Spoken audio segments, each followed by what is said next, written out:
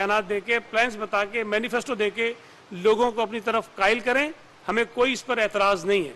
लेकिन जो गुंडागर्दी और बदमाशी की ज़बान आप इस्तेमाल कर रहे हैं वो किसी तौर पर भी काबिल कबूल नहीं होगी। आपने तो ये झूठी खबरें लगाई कि किसी के घरों पे आप जो है वो लोटे लटका रहे हैं। हम झूठी खबरें नहीं लगाएंगे, हम कठपुतलियां बना के आपके घरों पे लगा देंगे कि आप कठपुतलियां हैं। आप हकीकी सियासत नहीं कर रहे हैं, आप इशारों पे चल के किसी तरह से शहर पे कब्जा करना चाहते हैं, वो नहीं होगा।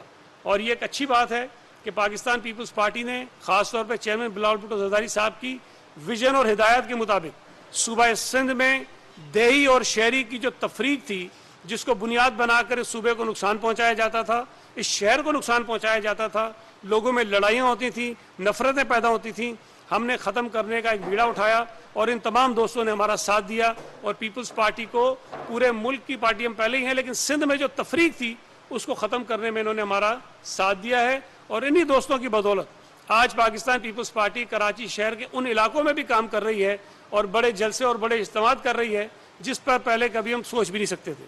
तो मैं इन तमाम दोस्तों का शुक्रिया भी अदा करता हूँ, लेकिन एमक्यूएम के दोस्तों से गुजारिश करता हूँ कि आप अपनी सियासत, मस्बत सियासत करें।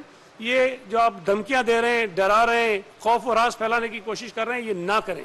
और मैं आपको अभी बता रहा हूँ कि एमक्यूएम के इस जो धमकी आमेज रवैया है, उसके बावजूद भी आने वाले दिनों में हम आपको और बहुत सारे चेहरे अपने साथ यहाँ बिठाकर पीपल्स पार्टी में शामिल करवाएंगे और इंशाअल्लाह ताला कराची शहर को पीपल्स पार्टी का गढ़ बनाएंगे और कराची शहर को अमन और मोहब्बत का गहवारा बनाएंगे। आप बात कर लेंगे।